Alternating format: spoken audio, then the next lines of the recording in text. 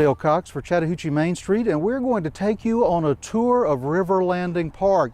It's a fantastic historical and natural resource right here at the head of Florida's Apalachicola River.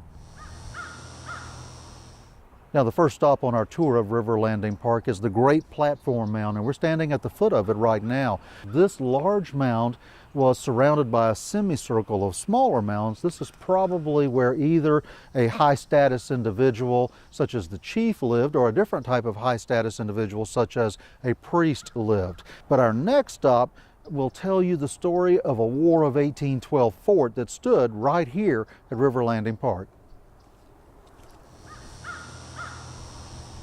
It's a little known fact that during the War of 1812, the British built a fort atop one of these mounds here at River Landing Park. It's called Nichols Outpost, after Lieutenant Colonel Edward Nichols, who was the commander of a British expedition that was sent into the Apalachicola River ahead of a planned British invasion of the southern United States. The fort that stood here was described as a rectangular or a square redoubt. It had an earthwork and a palisade wall and a couple of cannon mounted in it. This river is one of the most beautiful that you will see anywhere in the world. It's a Florida Blueway, which is a designation they give for rivers that are very scenic, great places to travel and paddle or boat and see it.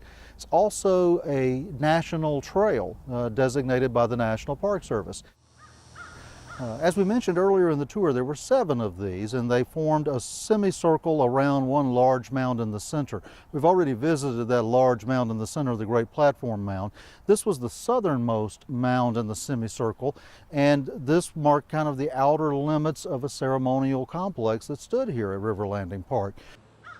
It was on this site on November 30th, 1817, that a force of several hundred Red Stick Creek, Seminole, and Maroon warriors — the Maroons were escaped slaves who went to live among the Native Americans in Florida — and as a U.S. Army boat reached about this point, they opened fire on the boat. This was during the First Seminole War of 1817-1818, 200 years ago. The able-bodied men on the boat fell first, and then the warriors stormed into the river and stormed over the sides of the boat and won the battle. If you look behind me, you see the ribs and the wreckage of a very, very old boat that used to travel up and down the Apalachicola, Chattahoochee, and Flint rivers. In fact, you can walk along the banks of the river here at River Landing Park in Chattahoochee, and you're going to find all kinds of wrecks. Many of these wrecks come from paddle wheel steamboats, some of them more than 100 years old. People often wonder, because of Chattahoochee's location here on the Apalachicola River, if it had much Civil War history. The answer is yes, it did. Chattahoochee was the home port for a large warship called the CSS Chattahoochee, and it docked right here at River Landing on the banks of the Apalachicola River. This trail system that Chattahoochee built is considered one of the finest ever built by a small town in the United States, and it is an absolutely beautiful walk. I think you would really enjoy the tour. Along the way, you're going to see many trees and plants, some of them extremely rare, that were here, growing here, when the Native Americans occupied the Chattahoochee Landing Mounds at River Landing Park. This mound was damaged, 30 or 40 years ago when this property was still in private hands, but there's enough of it left that Chattahoochee Main Street, working with the city of Chattahoochee, is going to restore it so that future visitors to this site will be able to see this mound and see, have a much better idea of what all of these mounds look like.